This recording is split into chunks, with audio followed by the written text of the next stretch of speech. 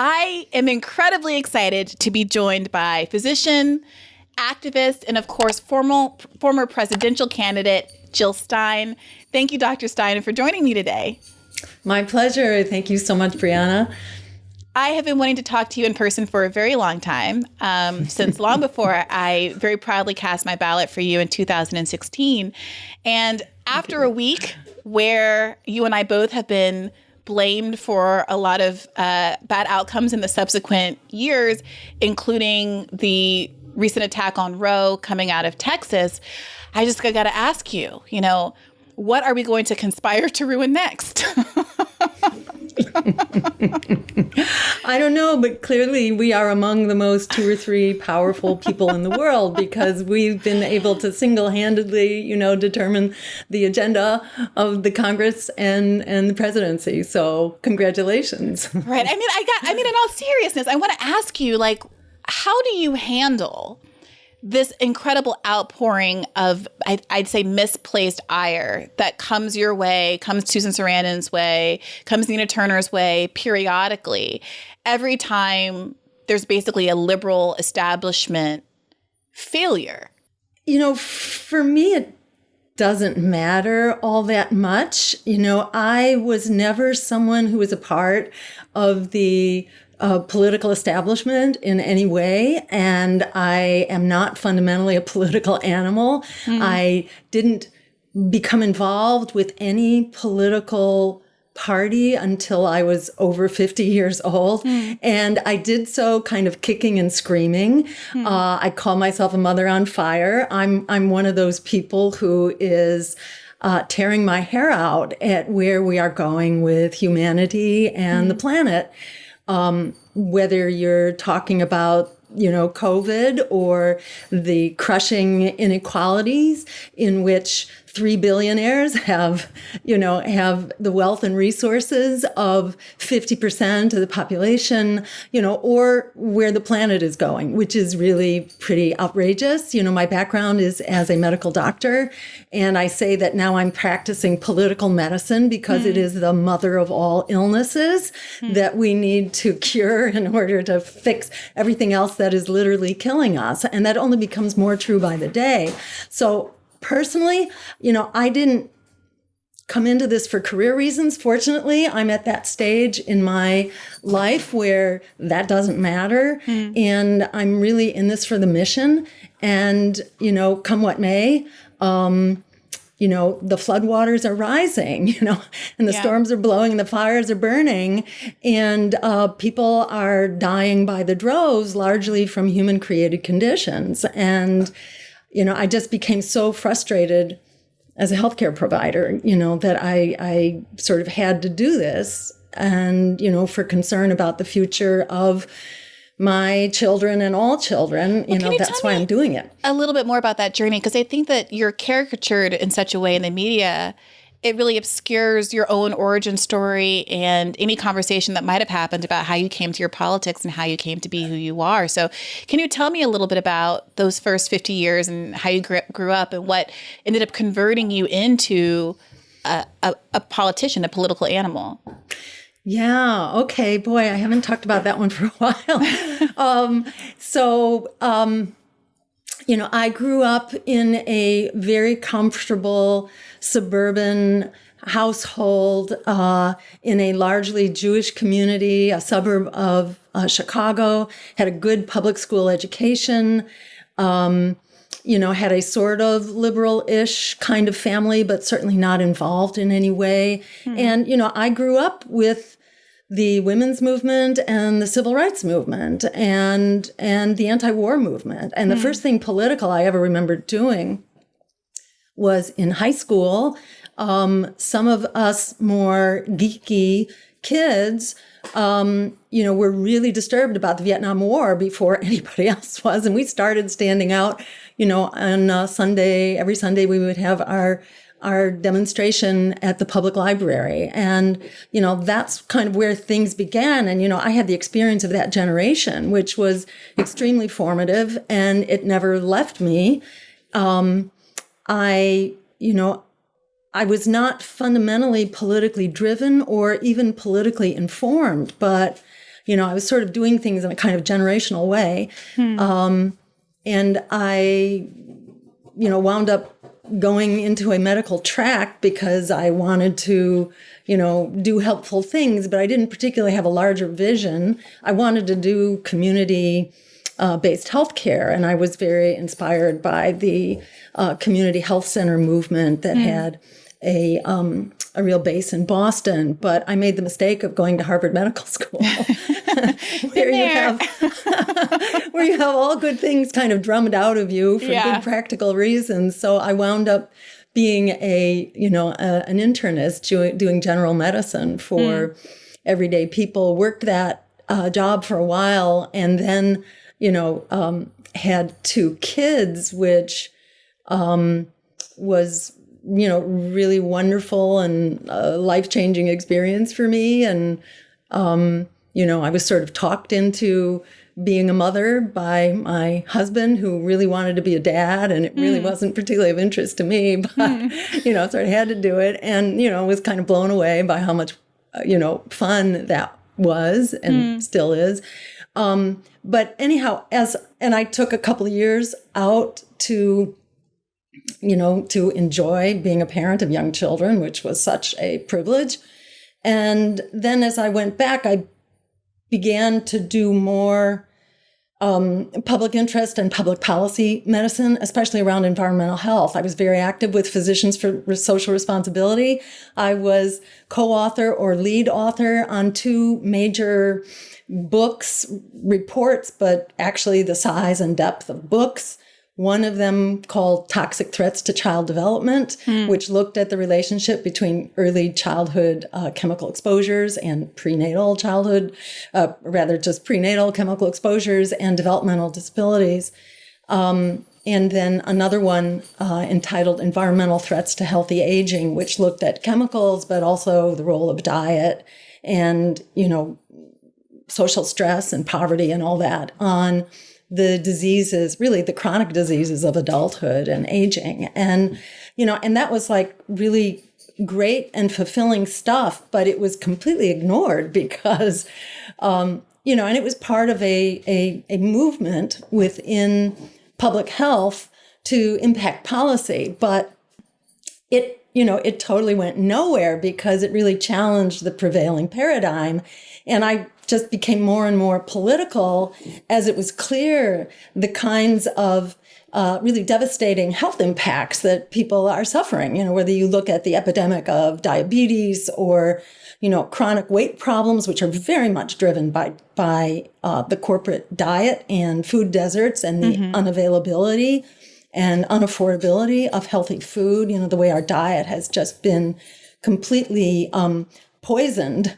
And I use that word broadly. I don't mean poisons injected into it, but really the good stuff taken out of it. The whole system has been corporatized. It's run for profit, not for people or health. And I became very involved in the clean energy movement and the effort to clean up air pollution related to the health injustices around asthma and heart disease and chronic lung disease and all that. I was really whole hog into that, working largely with Physicians for Social Responsibility. And we had our niche, and it was great and fun, wonderful work. But it didn't make squat difference, And I just kept getting more and more politicized by that experience, watching, participating in the, quote, lobbying, as a nonprofit. You go to Beacon Hill or your state capital or DC, and you lobby the EPA. After about a decade of work, I was part of a group, a very large group that was working to get certain toxic chemicals off the market. One of them called chlorpyrifos or Dursban. We actually succeeded, and I was on the latter part of that, joining the final several years of work that had gone on for at least a decade or 15 years. And we were all celebrating, we got this very toxic thing out of the household market. It remained in use for agriculture. And, we thought, wow, this is really great. And then it sort of clicked in my mind. One down, 450 toxic pesticides to go, Yeah. you know, and every 10 years or so you manage to get one of them contained just a little bit, you know, and that victory with Dursban was, you know, maybe 15, 20 years ago, something like that now. And only now has it just been removed from agricultural use. So farm workers and farm communities have continued to be poisoned by this neurotoxin for that long. And, you know, I felt like I was documenting the, really the demise of our species. You know, I felt like, oh, we're doing all this great work. You know, we're showing how poisoned we are all being and what does it matter? You know, so that was very, we got a moratorium on further development of incinerators in the state of Massachusetts. We got some of the state-of-the-art pollution controls on coal plants, but we couldn't get really, really true solutions that actually address the problem at its core. All we could do was really get window dressing on this problem. So at what point it was just infuriating. At what point did you decide the solution then was to actually run for office?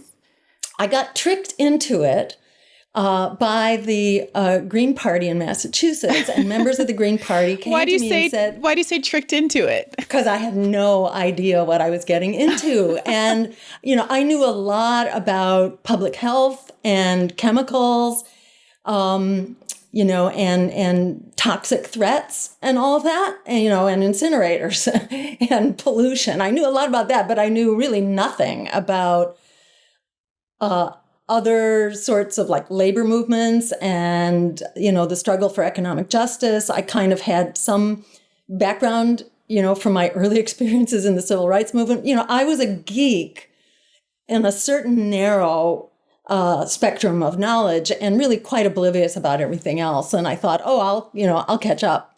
And it was, you know, I had no idea. Put it this way. I knew that I would get very beat up in the process just from witnessing what went on even around environmental health policy. I knew that it was going to be, you know, the gloves would come off and I would be really savaged. And that's correct. And I'm not surprised. You know, in some ways, I'm very surprised that our message has resonated so much, you know, to where we didn't just change the debate. In many ways, we actually won the debate. You know, our agenda has become really, if not the dominant, agenda of progressives, it's, you know, it is front and center. And these are things that we launched. Now, it was Nader's campaign that actually launched single-payer health care and made that a national political issue. So that was with the Green Party in 2000. But everything else on our agenda was really being, we were pushing the envelope. You know, we launched the Green New Deal. We launched, you know, a student debt bailout for which I was, you know, totally ridiculed by John Oliver. Thank you very much, John Oliver, for helping to give some momentum to that idea. Dr. Stein, I will say, I remember several moments during the 2016 race where I remember in particular a Samantha Bee clip that I found to be unconscionable, where it was like a month into the election, Donald Trump was edging out in the polls and she spent her primetime resources talking about how you played folk music or something and how that was the most laughable, hysterical thing in the whole wide world. And I really do think it was the choice of commentators like that really largely led to the election of Donald Trump. And the idea that these people now continue to lay that outcome at your feet is doubly unconscionable because of the role that they played in it. But before we get to your presidential run, I remember once seeing a clip of you debating on a debate stage with Mitt Romney and others. I guess was that a gubernatorial debate in Massachusetts? Was that the first office that you ran for?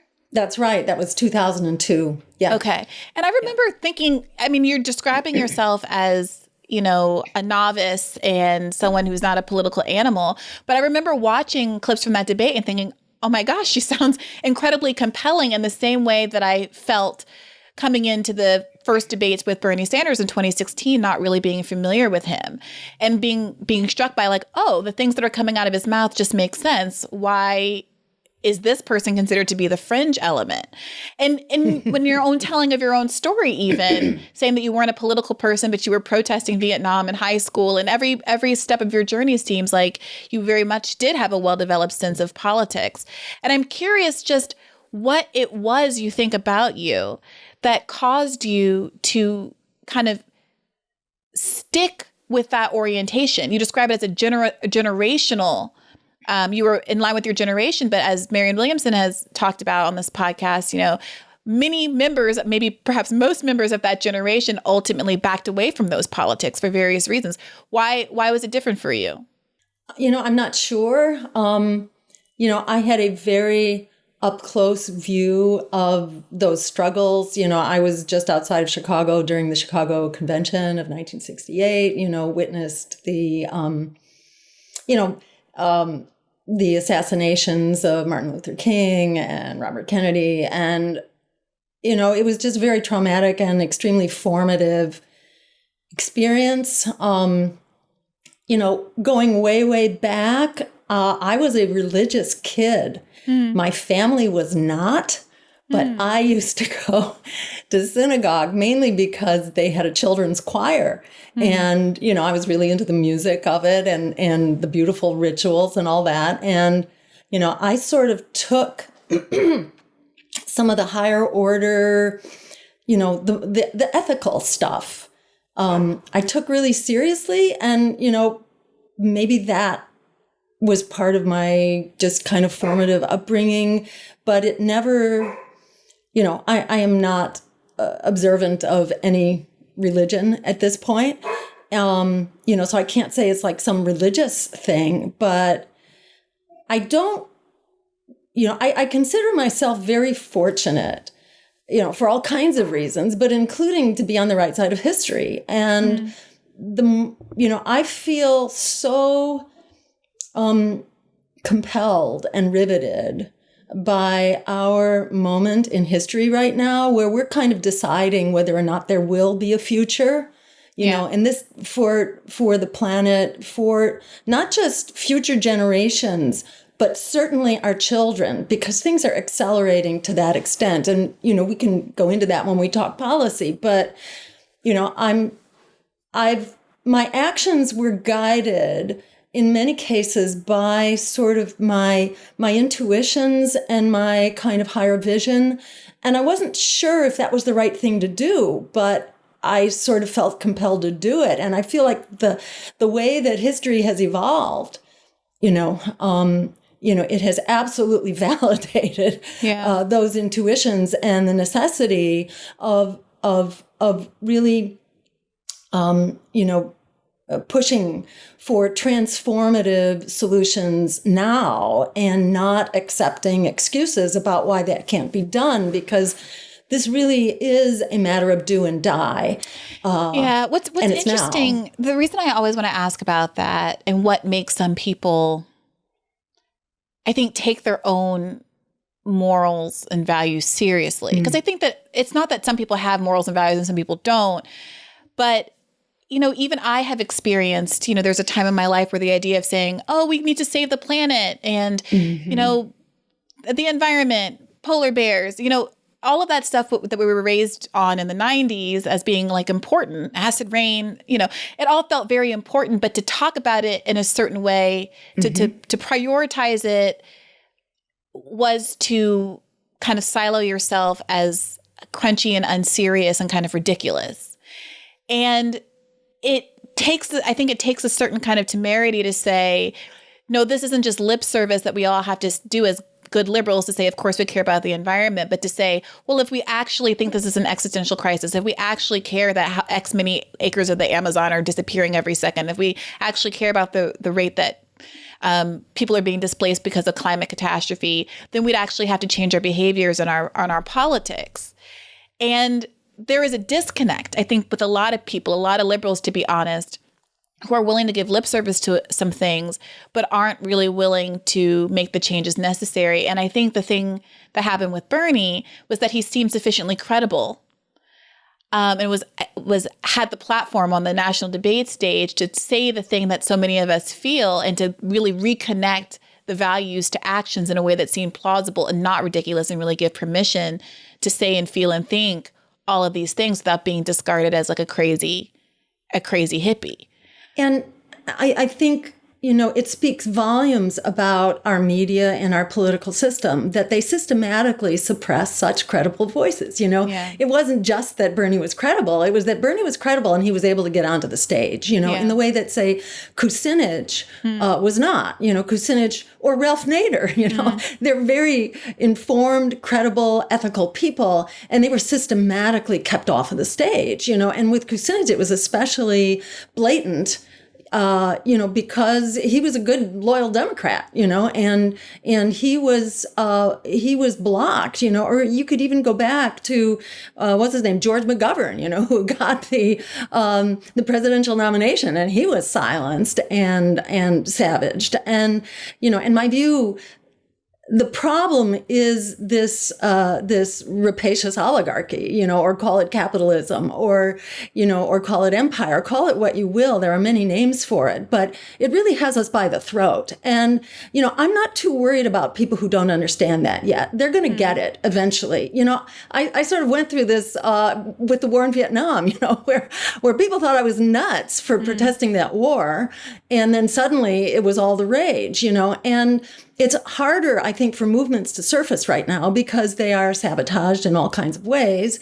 But this is unstoppable, because the existential threats, and they're not just threats, these are existential takedowns, they are happening right now around the climate, around empire, and the depletion of our resources in these wars that make us less safe, not more safe, and are basically creating failed states everywhere they go, and empire has its costs here at home, which essentially savages our democracy. There is the pandemic represents the epic failure of public health, and this isn't just a one-off. This isn't an odd thing just that's circumstantial. This represents the failure, really a failed state on all sorts of fronts.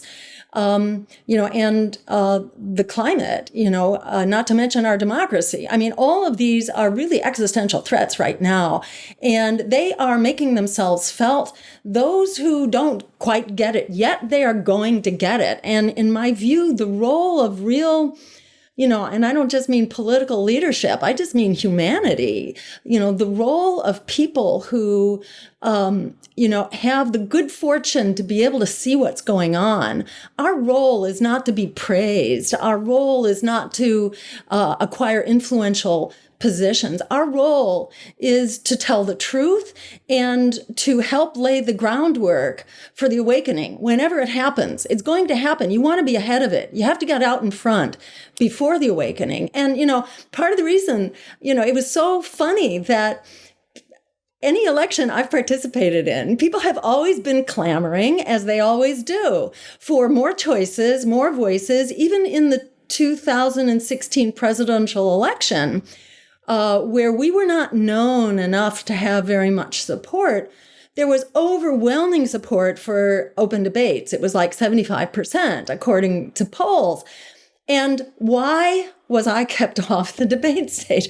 If you go back to that debate you may have seen with Mitt Romney, they made the mistake, the TV network, I don't remember which one it was, but they made the mistake of having an instant online viewer poll. And I was voted winner. I changed places a couple times with Mitt Romney, so I'm not sure exactly how it wound up. But this point of view, coming from people who are educated and informed, is a winner. It's an absolute winner. And they cannot, it's hopeless to try to contest it. Well, so it really depends on silencing the opposition. So I want to ask you about that, because you said that you think it's going to happen, it's going to come, kind of the climate catastrophe demands it.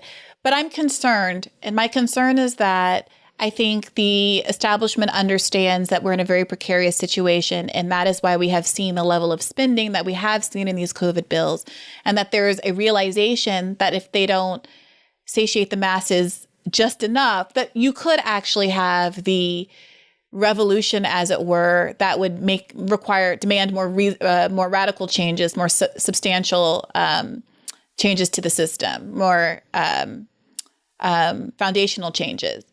And I think it's very possible that they will provide just enough to cut everything off of the past, to cut off these revolutionary tensions, to cancel just enough student debt, to give out just enough COVID relief, to keep the ship afloat long enough to get through this storm. And I'm curious, you mentioned the fact that movement leaders need to not be jockeying for positions and seats at the table. I wonder what your observation is, one, of the state of the left and its ability to actually push at this tension point for more than what we're being offered, and two, whether you think it really is an inevitability that this is in fact a tipping point if there isn't something more radical that happens to highlight the extent to which that we're being basically satiated in this moment. So first, I would not say that, don't worry. I think we're sort of in a position of realizing that we have a terminal illness right now, and we don't have very long. And that's not a great place to be in, but I feel like that's where we are. And I think that people make all kinds of deals with the devil, call it pragmatism or what. But, what you were describing is these solutions that don't really solve anything. They don't really get to the bottom of the problem. They just buy people off, and they buy time for the oligarchy to just keep doing its thing. I guess I feel like we have to go for broke here because... And what does that mean? What does that look like specifically? I mean, what would you like to see happen that activists and electeds aren't doing in this moment? Yeah, I think we need... Well, first of all, I don't think they're going to be persuaded to do the right thing. I don't think it's by asking them nicely or presenting the right evidence.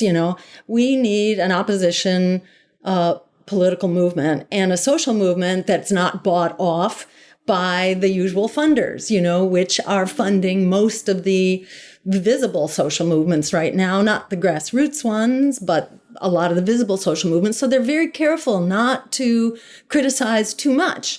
And, they're pushing for Biden's climate plan, even though Biden's climate plan is horrible. And when you say they, are you thinking of any group in particular? Lots of them. I just see crossing my inbox all the time, groups that are pushing for this plank or that plank within Biden's, $3.5 billion social infrastructure and climate program. But if you actually look at the climate part of it, it's horrific. And, right. I want to just acknowledge that everything you're saying is absolutely right. There is no guaranteed success here. But I do want to say that people are fighting angry.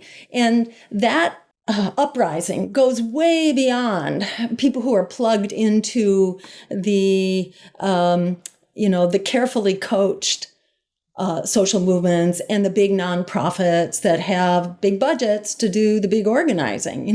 There's a rebellion going on. And what it feels like is sometimes there isn't enough, there's no one to give voice to the rebellion. And I've talked about this a lot on the show, that I agree with you that the energy seems to be very much there.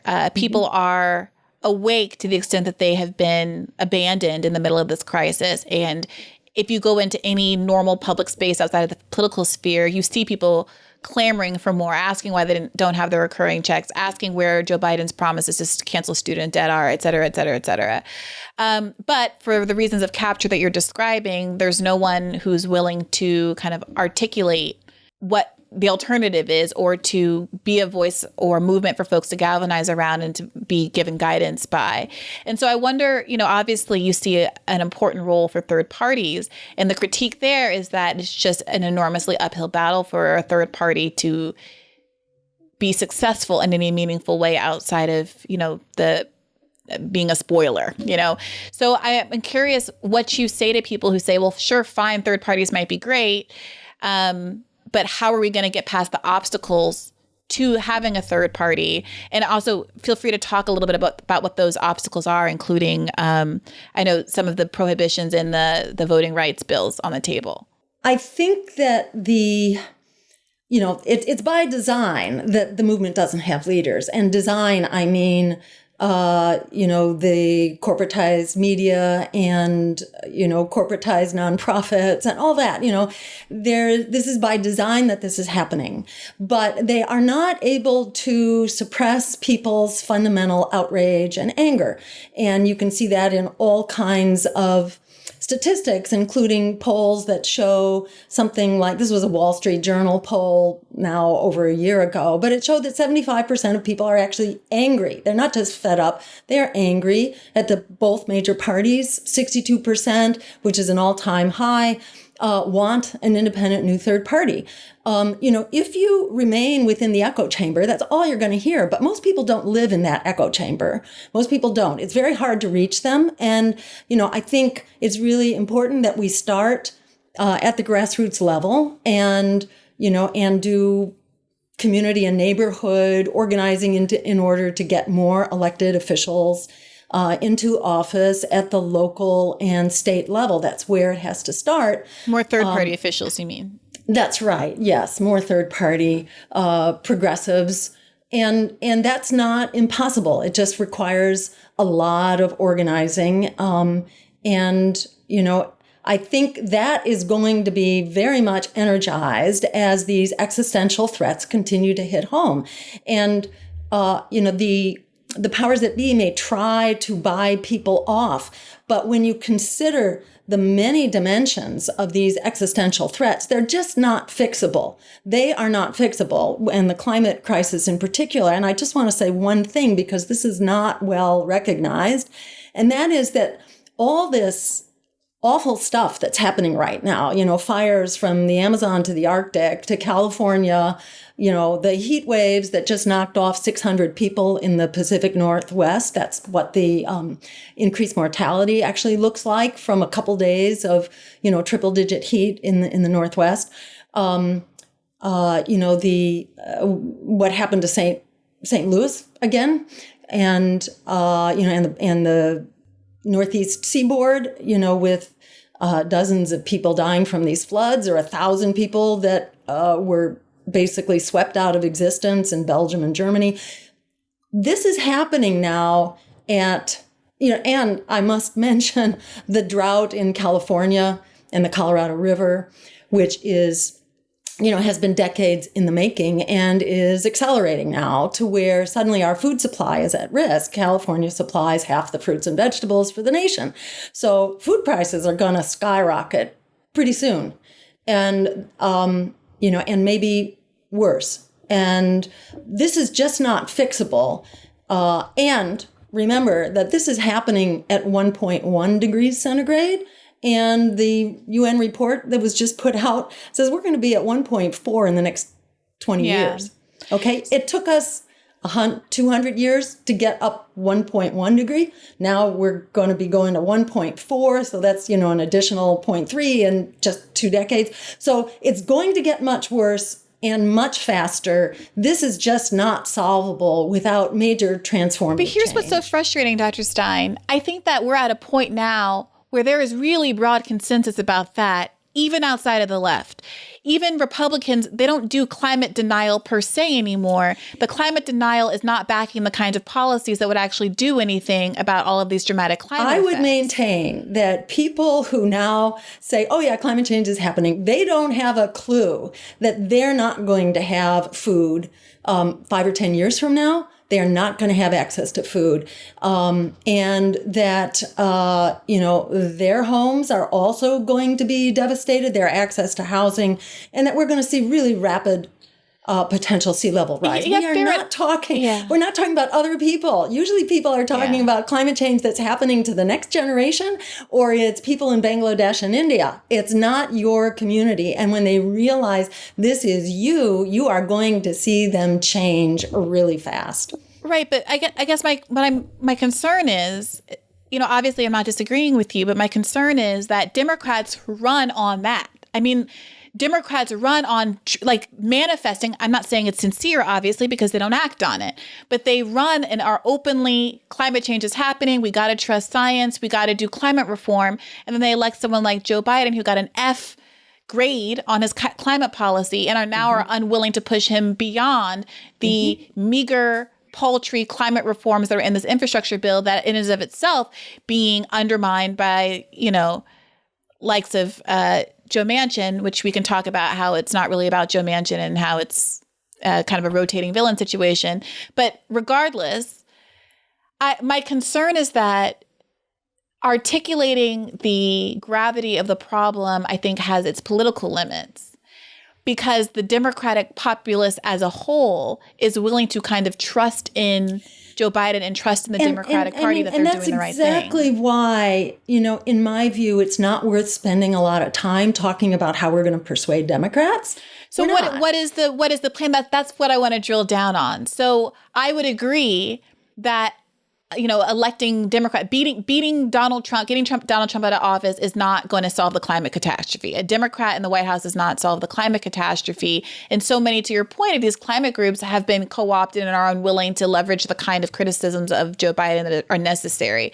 So can you help me to understand, help me to chart the path forward for how you do start to make the kinds of impacts that are necessary on the time scale that is necessary to actually do something about this crisis? So for one thing, I would let go of the concept that we're going to fix this. How do you mean? Because there's no guarantee here that, exactly as you said, that the right things are going to happen in the time frame that they need to happen.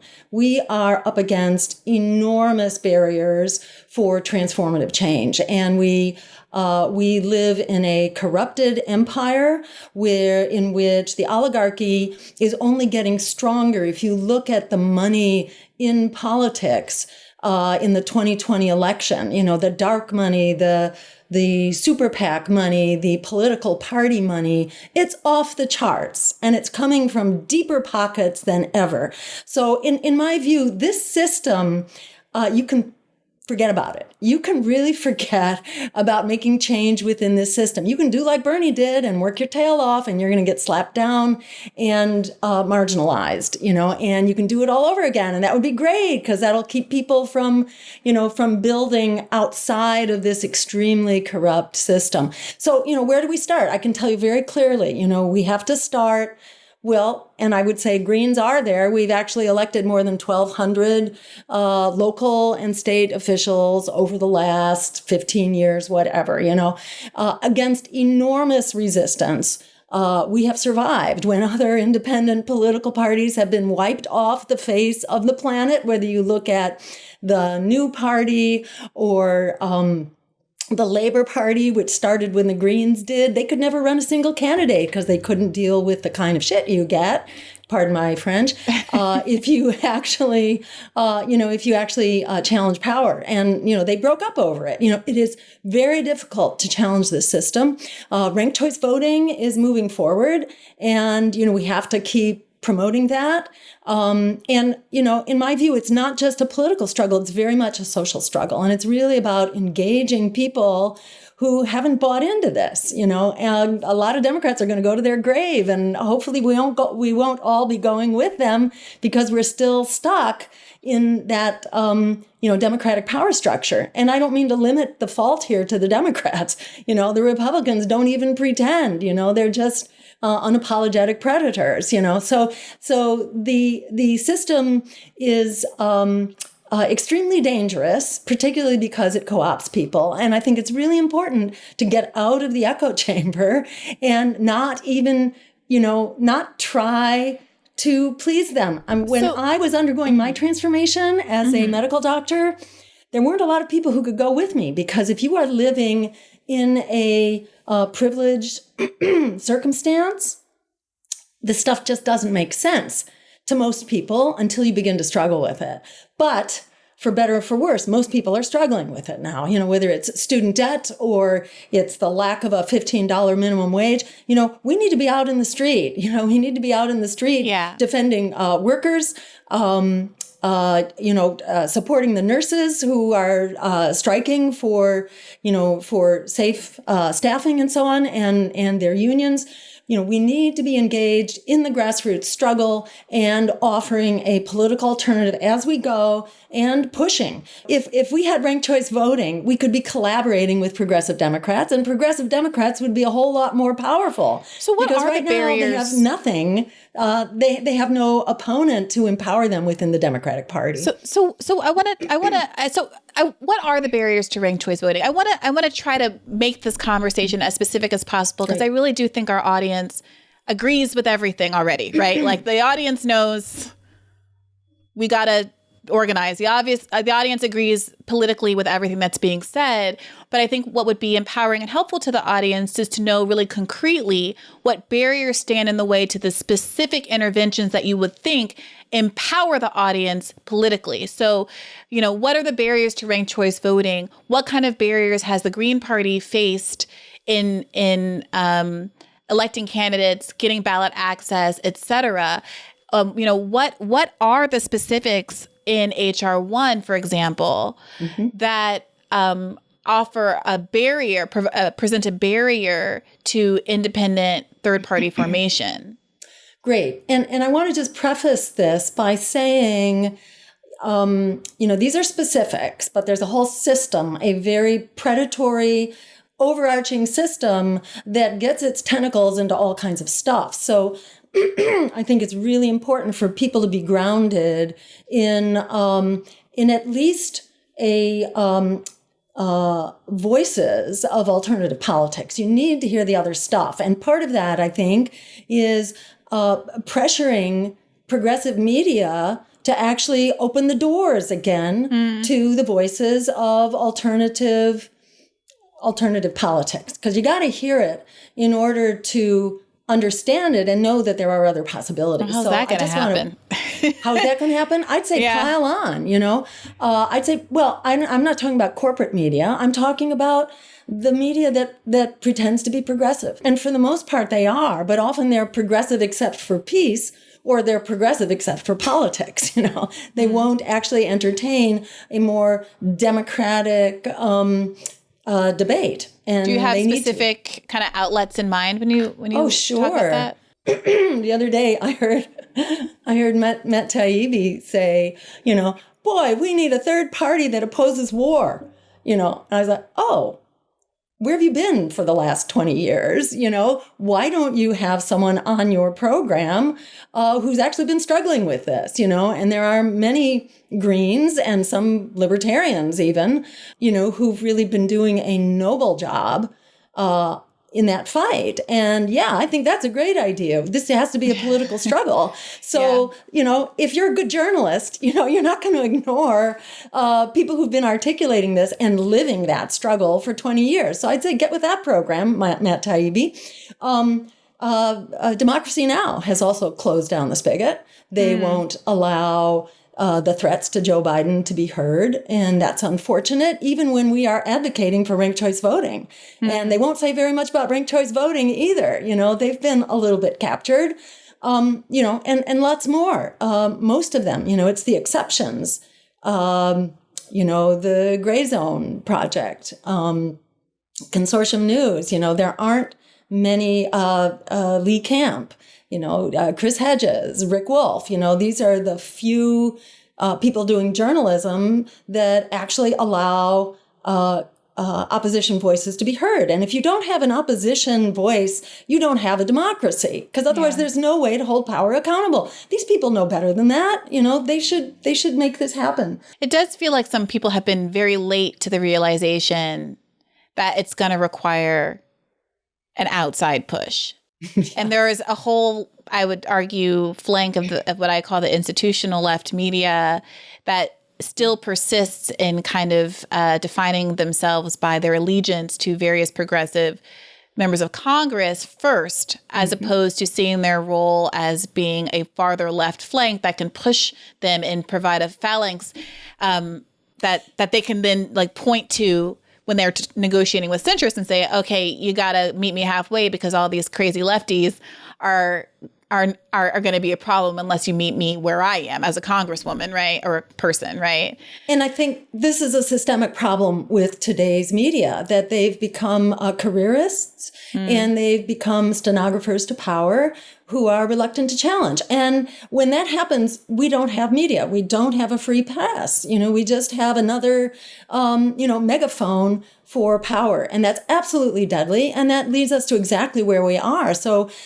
journalists, I think, or people who call themselves journalists ought to have heard this by now, in their abandonment of Julian Assange and the fight for free press around that. This is one of the most outrageous assaults on not just free press, but judicial integrity and human rights. It's really a poster child of the state of emergency for our democracy going on in the case of Julian Assange. And where is the press on this? I mean, there's some very good people who are covering him, particularly Glenn Greenwald and Matt Taibbi, have been, and then of course there's Kevin Gastola and Gray Zone Project, they are doing, and Consortium News, these guys are really carrying the weight for our democracy to the extent it's doing the right thing here at all. But they need to understand, those who are covering but are silencing, they are participating in the effort to silence political opposition. They need to know that that's a problem too. That is a part of this new McCarthyism, which is promoting Cold War, promoting ginormous war budgets, and which is promoting censorship massively. And part of that is also suppressing political opposition. That's not to say that independent third parties, which really struggle to survive, we are not perfect, but we have a critical role to play, and you ignore us at your peril. I think that would be a really good start, is let's have a debate about these issues and bring in some of the spokespeople who are really leading the charge for independent political voices, without which we do not have a democracy. So since I have you here, please do tell me what's going on with the Green Party. What are the barriers in the way of getting more Green Party candidates on the ballot at a local level and a national level? And could you talk about what's going on with the voting rights bill and whether leftists should be concerned about this tension between whether to support it because of all the good things in it and whether not to because of the obstacle it presents to third-party challengers? Yes. And from what I have actually observed among Greens, I have not seen people say, stop the bill, but rather amend the bill. And I know that's going to be really hard to do. Personally, I don't think the bill is going to move because it has too much good stuff in it. And I think that Congress is largely sold out. And there have been some really great exposés recently on the role of big money and dark money in tipping the hat, tipping the balance in Congress, including right now, The Intercept is doing some very good work exposing this dark money campaign by, I think it's No Labels, the group No Labels, that are trying to buy people off to prevent the social infrastructure bill from passing and to basically break this deal. But also there was a huge amount, hundreds of millions of dollars that were poured into the Senate votes around Supreme Court justice nominations. And it's really, it's really horrifying to see the way money rules the day, but it does. And it's only gotten stronger. And unfortunately, the Democrats aren't taking that on. And to segue into HR1 here, one of the things that HR1 does is increase public funding, but it does so in a way that's completely ineffective, even set aside what it does to third parties. What it does, it basically just throws more good public money after bad.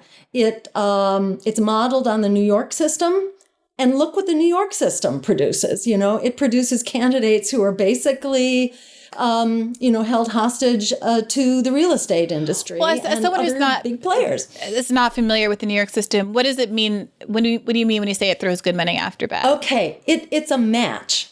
Right now, the current federal campaign finance system is also a match. It's a 1-to-1 match. So after you meet certain qualifications, you get $1 per dollar raised. That's okay. But the way you want to do this is the way that the state of Maine does it, the way state of Arizona does it, the way Massachusetts did it until the Democrats repealed it on a voice vote, which is to provide all qualified candidates the same amount of money. And then you have to run on that public money. You can't then accept bribes from billionaires, bankers, and war profiteers, which is how the system currently is run. So in New York, as in H.R. 1, it greatly increases that reward. So for every dollar you raise, you get like $8. And it's raised in smaller contributions, you get $8. But it lets you take in as much dirty money as you want. There's no limit on that. So public money will always be outspent by dirty private money by the billionaires who've got the bucks if they have the opportunity. So that's the problem with the campaign finance system. It gives you a lot more public money at taxpayer expense, but it won't really fix the system because it allows unlimited corrupting money to still rule the day. And for example, not only that it ignores super PACs, it ignores dark money, although it may require some more disclosure.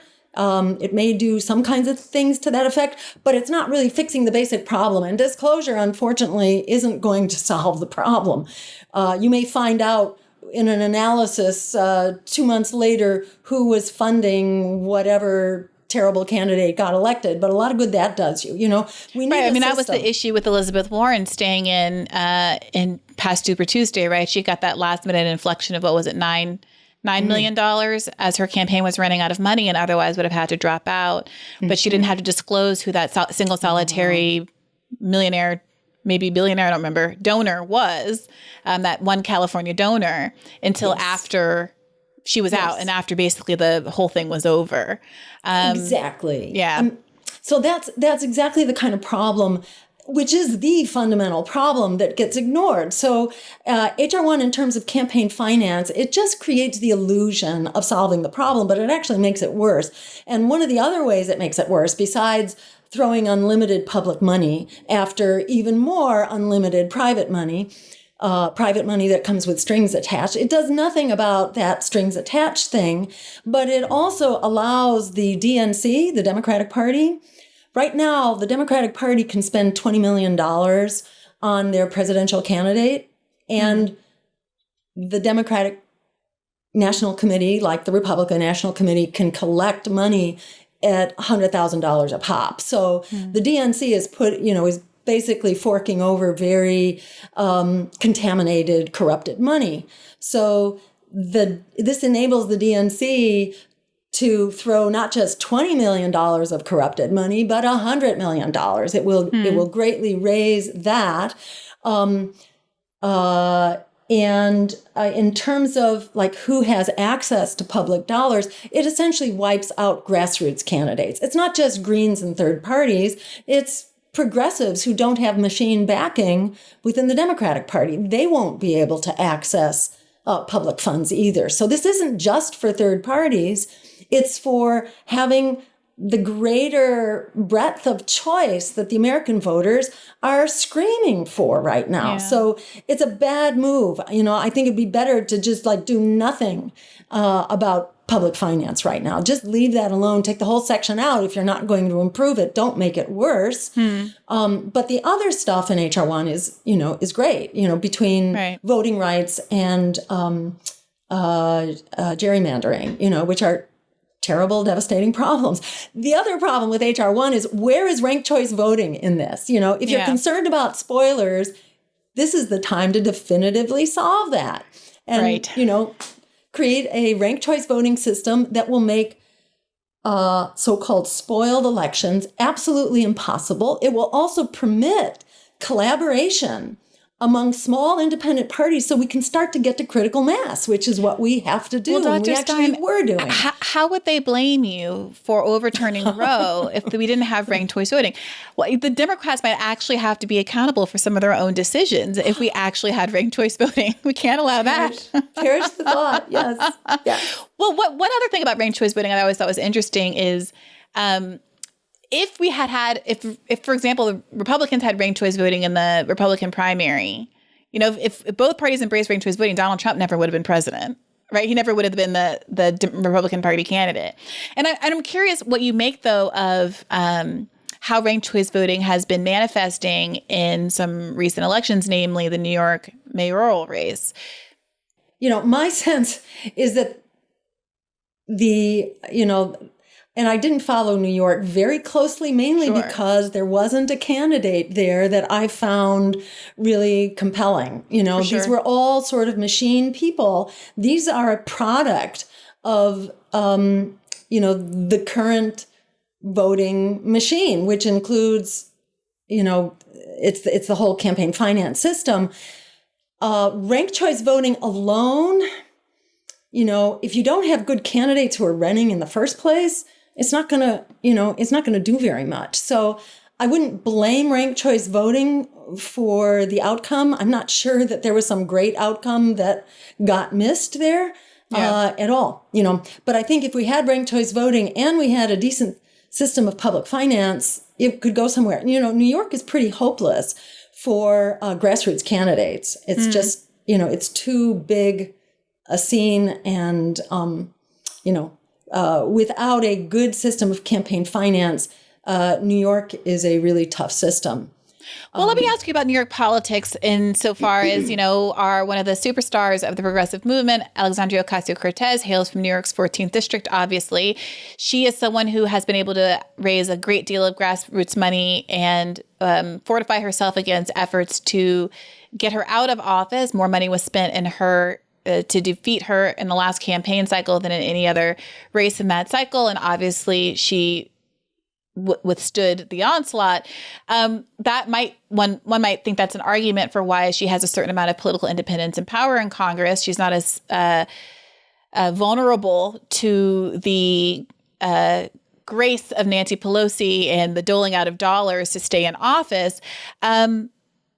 However, there have been these moments, force the vote, $15 minimum wage, where many on the left are concerned that progressives, including but not limited to AOC, haven't stood their ground the way their independence might allow them to do.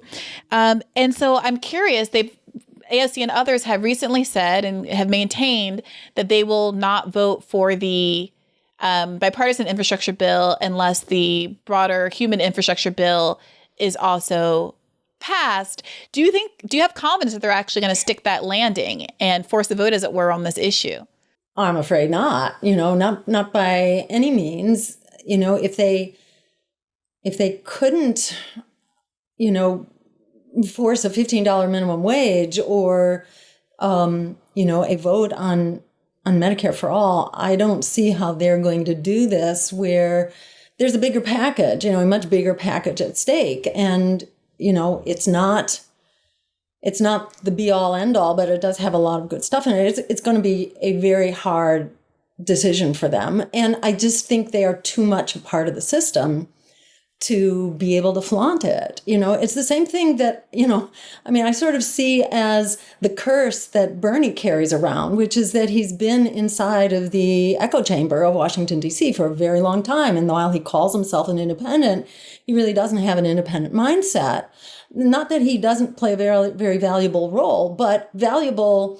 Like, how valuable? Enough valuable that we're going to survive? It's not enough valuable that we're going to survive. We're not going to survive. Right now, we are on a trajectory towards extinction, not just of other species, of ourselves. And I don't mean just because of climate. I also mean on account of COVID and the economy and the way all these things, and racism and the way they all converge and amplify each other. We have really kind of a convergence of existential threats right now. There's no getting out of here alive unless we really begin to get out of the echo chamber and begin to really consider how to change this. And I don't think it's rocket science to then begin working on the plan. There are lots of groups that are working on the plan, which is social movements. It's Extinction Rebellion. It is, it's Line 3 protests. It is the miners on strike in Alabama. This is not rocket science.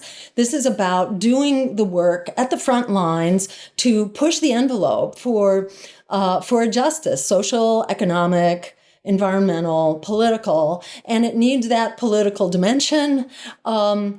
We have to fight it on, it's like Churchill saying, we've got to fight them in the trenches and in the cities and on the farms. And, we have to fight this battle everywhere. It's not a new battle and there aren't new rules for how to do it. It is about local organizing. There are groups that are engaged in this right now. Some of the Green parties are doing, their political education, which is a great thing, finally, that we are doing, and continue to focus now all the more so on local races, which is what we need to do. There's very little time here. And I think we need to think of this as, as what could be our final effort to turn this breaking point into a tipping point. That's what we've got to do, and we have to be focused on that. What do you make, I'm curious, of alternative third-party efforts, principally the Movement for a People's Party?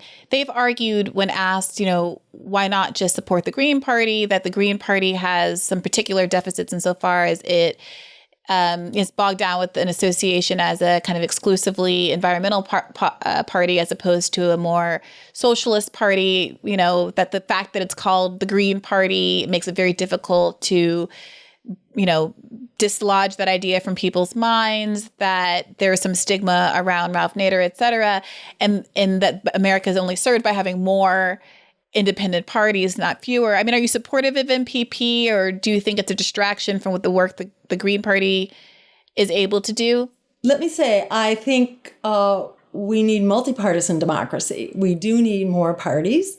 I don't find MPP's pitch persuasive because, it sort of reflects that they're new kids on the block here. In they what think, way? oh, you got tarnished, oh, Ralph Nader got smeared. Oh, Jill Stein got smeared. Well, guess what, kids? When you become a threat, you're going to be smeared. Maybe it's already happening. If you get far enough to become a threat, you're going to be smeared. You can't start over every time you get smeared. That's what the rapacious oligarchy wants you to do. They want you to throw out everything you've built and start all over again, and we have to be seeking collaboration, working together on ranked choice voting and collaborating around races. And I have not found, MPP interested in that, which to me says they're not quite ready for prime time. What do you mean they haven't been interested in that? The efforts that we have made for those kinds of collaborations, they've not been interested. And they're like, usually, oh, the Green Party, no, you have a bad name. It's like, well, so you're saying you've reached out to collaborate on specific efforts to advance ranked choice voting, for instance, in various states, and they have declined to participate? Yes. And, it's been a while since I myself tried to reach out, but I found that it was kind of falling on deaf ears. And most of what I got was, no, the Greens, you have a bad name. It's like, well, then you talk about a name change. If you actually look at the Green Party platform, you won't find anything, it's explicitly an eco-socialist platform. And, I think there's a great effort here to denigrate the Greens. And I'm not sure what that is about. It's unfortunate. It is misguided. I'm not sure it's coming from everybody, but, from certain parts, from certain quarters, it's been sort of their consistent theme. And so, I don't have great hopes for the Movement for a People's Party at this point. Mostly what I've seen is talk, and then a group of organizers that changes over every couple of years after people get tired of their power structure and their internal dynamics. So I said, go for it. Maybe things are changing. Let's try to do that. But I haven't seen reason for us not to, try to work together. Let's accept working together. How about that? As opposed to trying to eliminate, the guys who were here before you for whatever reason. Yeah, because you don't like their name. We'll certainly have.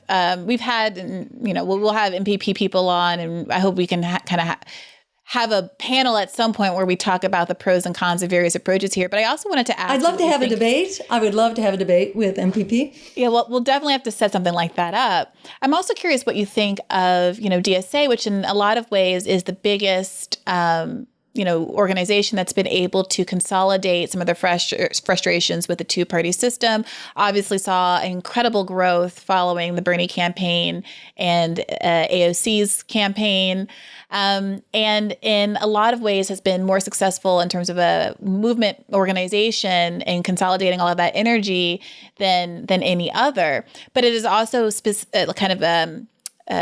explicitly not interested in running its own candidates and in forming its own kind of party. And I'm curious what the relationship has been between DSA and the Greens. I know that there's many people like Jabari Brisport who ran as a Green Party candidate and is also a DSA member and is very supportive of both. But I wonder if to what extent there's been any collaboration between the organizations about supporting various candidacies across the country. I've certainly seen collaboration around local, movements and issues. And I know many Greens who are also members of DSA. Like there are loads of Greens who are also members of various socialist, other, true independent socialist groups.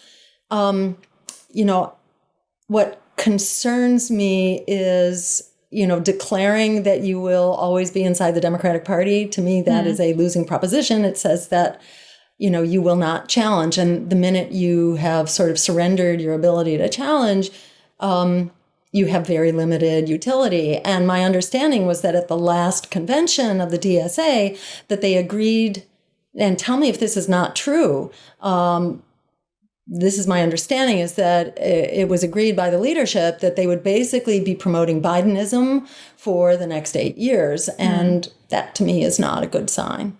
Yeah, I'm not sure about that. I remember that there was some internet hubbub about a couple of amendments that were on the floor at the convention. I think one of which at least had to do with third parties. Maybe I should go Google it real quick. I'm not going to be able to find it right now. But what was interesting is I had reached out to some people in DSA about that resolution because I know there was some tension with Socialist Alternative. And I reached out to members of Socialist Alternative in DSA about coming on the show and having a discussion about it. And unfortunately, DSA leadership was unwilling to come on, though Socialist Alternative leadership was happy to do so. I'm a member of both organizations, but it also seems frustrating to me and kind of counterproductive to say at the outset that you're always going to be working within the Democratic Party apparatus. And it's even more reason, I think, to be supportive of third-party efforts, Green or MPP, regardless, what have you. You mentioned line 3, and I wanted to ask you about that because one of the first ways that you came on my radar back in 2016 was getting arrested at the Dakota Access Pipeline protest. And that was at a time when even I believe Bernie hadn't yet spoken about the protest. There was broad media silence about it. Hillary Clinton didn't end up making any statement about it until after the election, if I recall correctly. And the fact of your arrest was one of the first instances where you got broad media coverage, I think in part because people wanted to get a dig in, but regardless, I think it was helpful. And your courage and activism in an environmental context is really notable. For people who haven't been following what's going on there, what should they know and how can they be supportive? This is another situation like the Dakota Access Pipeline. This will bring very dirty oil. I think it's also tar sands oil, and it's a huge quantity of it. It puts major drinking water supplies and river systems at risk. And over 600 people have been arrested. Native Americans and their supporters are being brutalized, beat up, spied upon. And, it's another poster child. And it's really awful that it hasn't gotten more press, because it's a travesty against indigenous rights and treaties and sovereignty, that this pipeline is being built and is not only desecrating, it's actually putting drinking water for, it's tens of millions of people. I don't remember exactly how many, but it's outrageous that this is happening. And, the Biden administration is lending support to the armed forces, who are largely cops that have been hired by the pipeline owners. So they have incredible police forces there that are just, brutalizing the protesters. So it's terrible. And, to my mind, that's where the energy is. That's where the wisdom is. And that's where the struggle is. And I don't worry too much about the liberal intelligentsia in their comfortable, comfortable social and professional positions, who want to basically stay the course. And they're happy to talk about window dressing. I think they don't understand that their lives are on the line. And I guess if there's sort of a major response here that I have to the kinds of issues that you're bringing up, I'd say those only matter if you fail to recognize that we are standing at the edge of the waterfall right now and we're about to go over. If you think we have a comfortable distance back, then yeah, you can worry about your reputation or how you're getting smeared, and you think that there's some comfortable future that's being put at risk. Well, actually, we don't have a comfortable future to be put at risk. And to understand what's going on, I think really changes your perspective and your willingness to take risks. And I think the indigenous people, have been leading the charge. They get what's going on here. And they've been victims of this, predatory system for 500 years. This is not new, but it's new to a lot of us, more educated folks, and especially people who look like me. It's new to us. And I think we need to get with the program and understand that we need to fight for transformational change like our lives depend on it. And this other stuff really shouldn't stand in the way. So what would that look like for you? Like, I know that there's some skepticism about electoral politics, although obviously you're supportive of it, via the Green Party. That's the whole point. But if you were able to do a Freaky Friday swap with Pramila Jayapal right now, if you were in her shoes, what would you be doing? What would you like to see the Progressive Caucus do differently than they are right now? What could lead to the kind of transformational change that is demanded in this, that this moment demands? Well, first there has to be a movement behind it, and there's not an organized movement behind it, or at least not one that we can see and hear. So for me, that's kind of where the work is right now. It's at a lower level. But let's just, for the sake of it, let's talk about the Progressive Caucus. I'm not sure where we are in the legislative cycle, but Bernie had a really good climate bill. I think Howie Hawkins had the best climate bill, that was calling for somewhere around $27 trillion total. And Bernie's was calling for something like 17. Is that right? Okay. Yeah. So, whereas Joe Biden's expenditures are going to be about $100 billion a year over whether it's 4 or 8 years, so it might be 800 billion, where we need to be talking trillions, So if it were possible to amend that bill to put in provisions that were in Bernie's bill, because I presume that has been filed in some state or another, that's what I would be working for. I would be inserting ranked choice voting into, advocating to get ranked choice voting into HR 1 so that we could begin to get this passed. I would certainly support carve-outs in the filibuster.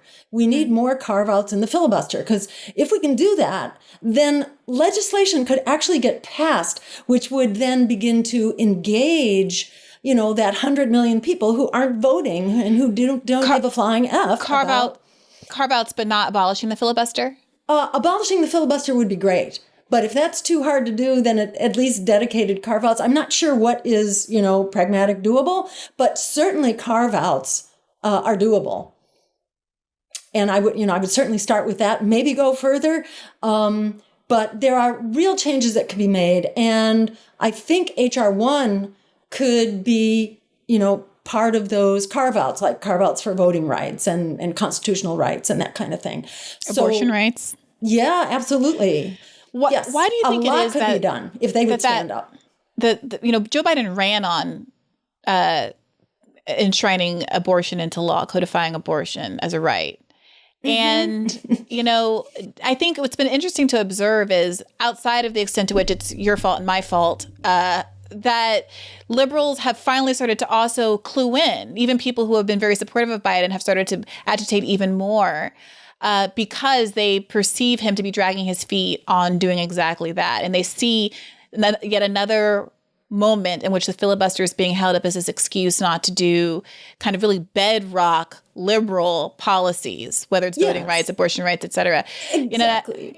I mean, even his promise to enact a public option and the cost of pharmaceuticals, all of this has fallen by the wayside. In my experience, and there was a time when I was running for office when we weren't locked out of debates, and we would always win the debate, So in my experience, it's not for lack of a way forward. It's not for lack of a message. The problem here, and I would say the same applies to Pramila Jayapal and the progressives. They need to stand up and use their bully pulpit in order to engender the support that already exists for this truly progressive agenda.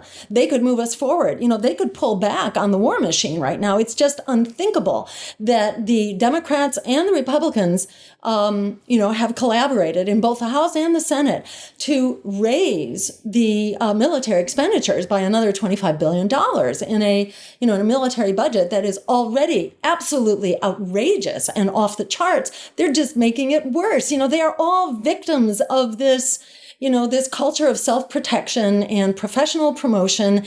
And I think they just don't understand that they are in the target hairs, that their ship is about to sink as well. It's going to go down with the much bigger Titanic, which is kind of landing on the rocks right now. I think there's a failure to understand what's going on.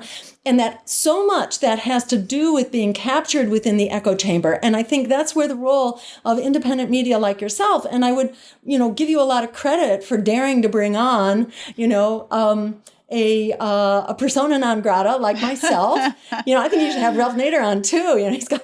He's been on. He was on earlier this year. I didn't know that. Okay, look, that's wonderful. People were big mad at me on the internet for other reasons this week, so I figured let's give him a reason to be mad. There you go. As my father used to sometimes say. I would say to people who are listening to fight back and give support, to this podcast and to others that are daring to actually empower you as voters with choices and with real ways forward. The problem is not the lack of a strategy here. The problem is that we are being systematically silenced from offering a very compelling set of policies and a strategy for implementing them.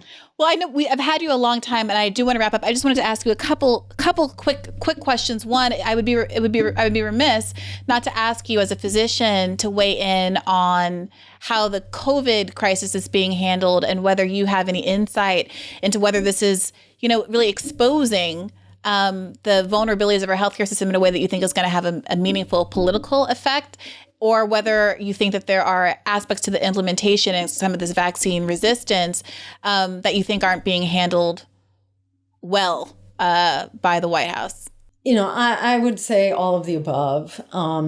I think COVID is Margaret Kimberly, who is a Green, who writes for Black Agenda Report. She just did an op-ed about this recently where she said this is another symptom of a failed state. The COVID pandemic is another symptom of a failed state. And the systematic degradation of our public health infrastructure, our healthcare infrastructure, and the lack of trust in our medical establishment and our regulatory authorities. It is all of that.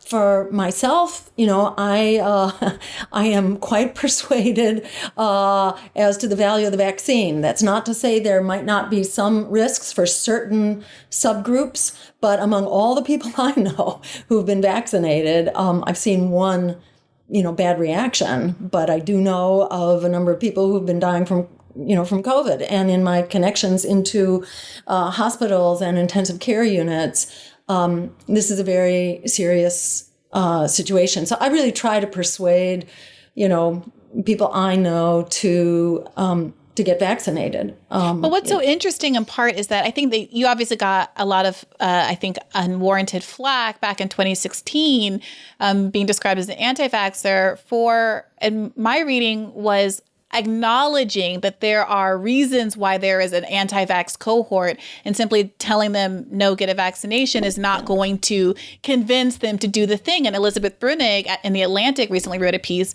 talking about trying to persuade her conservative relatives and saying, just shaming them isn't working. I try to listen to them, hear their concerns, and then meet their concerns.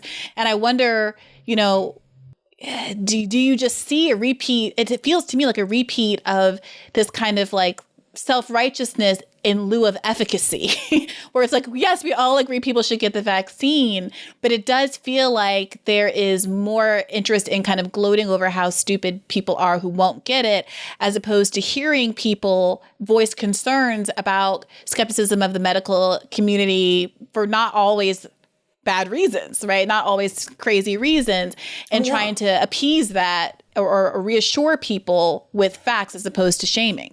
And I think it's really important to lay the facts on the table. And I don't just mean about COVID. I mean about conflicts of interest. And, the FDA has its, special interest elements, and its aspects of revolving door. And it has made some decisions that have been very problematic. Back in 2016, I was mindful of the decision around Vioxx, where the FDA had suppressed information about the harm that Vioxx was doing, which was an anti-inflammatory like Motrin or something like that. And it caused a lot of heart attacks. And there was data that the FDA sat on, and the FDA also just had another terrible decision that was made in concert with the pharmaceutical industry regarding this Alzheimer's drug. So, I think the real definitive cure here is to get special interests out of our regulatory institutions and stop the revolving door and this campaign finance system that makes this the rule and not the exception. That, I think, is what we really need to do to restore confidence in the FDA and our other regulatory institutions. Yeah. I mean, as a Black person, it always it frustrates me when people act as though people who have skepticism based on things like the Tuskegee experiment, et cetera, are insane. Like, no, like just reassure them with the counterfactual, like the actual fact situation, and help them measure the relative risks of doing or don't. But pretending as though there isn't a real legacy of corruption, as you point to, et cetera, I think does nothing other than to cause people to dig their heels in because you seem like a bad faith actor.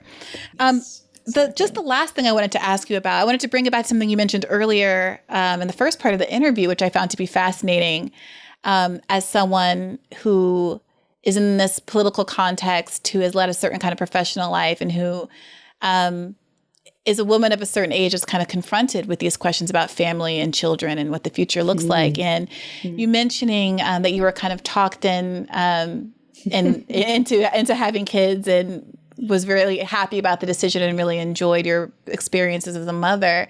I was wondering if you wouldn't mind just opening up a little bit more about what that decision was like and kind of what you were weighing and thinking about at the time.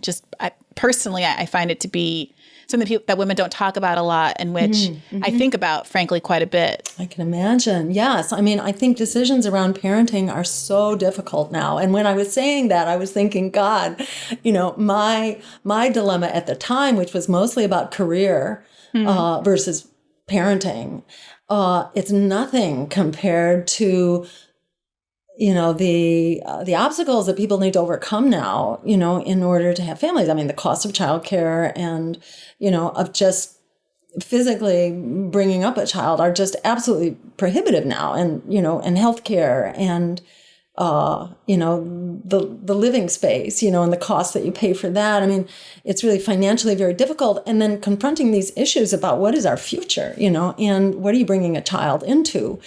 I would have a very hard time with that right now. That's not to say I wouldn't do it, but it would just be all the harder. For me, I was kind of, part of the generation that was, just discovering feminism.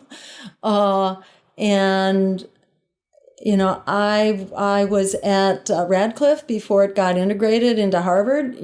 Just at the time it was beginning to do, it was always integrated academically, but we had our own quarters, and it was a real hotbed. Our diplomas didn't say, up until like the late 90s, I think the women's diplomas at Harvard still said Radcliffe. Wow. Yeah. And it was a great place to be talking to other women. And, we were there as just women before it integrated. That happened during year 2, but year 1 was really great. And I was very dedicated to the idea of a career and being independent and sort of rejecting motherhood as a defining feature. I was just part of that reaction against what my mother had done. And so that kind of made me very focused. I had worked so hard to be a doctor, I didn't want to step back from that. And I mainly did because my husband really wanted to have kids. So it was like, okay, we'll have kids and you'll take care of them, Did it work out that way? Oh, man, no, God. I so had, the moment, I mean, it was like when the hormones kick in, after labor, you get this rush of this hormone called Pitocin that stimulates, lactation for breastfeeding, and it does a number of other things to sort of terminate your pregnancy after it's over. And it's a bonding hormone. And I just went nuts, and I did not want to do anything else but play with this, gorgeous, magnificent little infant for the rest of my life. I was just ready to put everything aside. I did go back to work at 6 weeks. And wow. Yeah. That's America for you. Yep. And I was that dedicated to my career for a while. And it was only when we had our second kid, 3 years later, I had been scheduled for maternity leave before the kid arrived. So I had more time to spend with our first. And I realized, man, this is so much better for him. And he wasn't doing well with 2 doctor parents. It wasn't good for him. And I said, okay, I'm not going back for a while. And I had the privilege to be able to do that. And it was kind of how, just sort of emblematic of how important, mothering and family parenting became to me. And I was able to do that for several years and then go back on less than full time. And at that point, I was doing more kind of public health and environmental health work. So, that was sort of my struggle around it.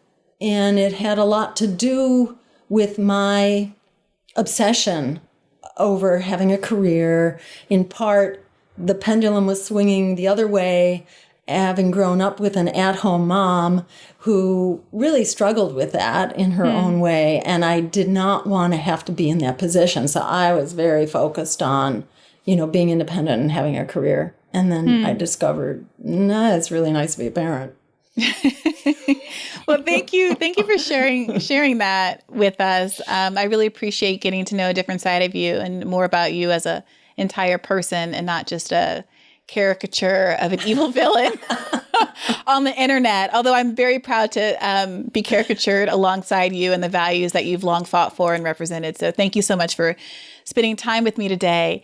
Is there any are there any projects you want to highlight or any websites, links, anything that you wanted to share with our audience where they can find you and learn more about your work? Let's see. I think probably the best place to go right now, because I'm sort of in between major projects and websites, it would just be my Twitter at Dr. Jill Stein, Dr. No period, and we can touch base there. And thank you so much, Briahna. It's really been great talking with you. And thank you for not being afraid of, of standing up to a really toxic and predatory system that's taking us over the cliff. So I think this is really important, and more progressive journalists should follow in your footsteps.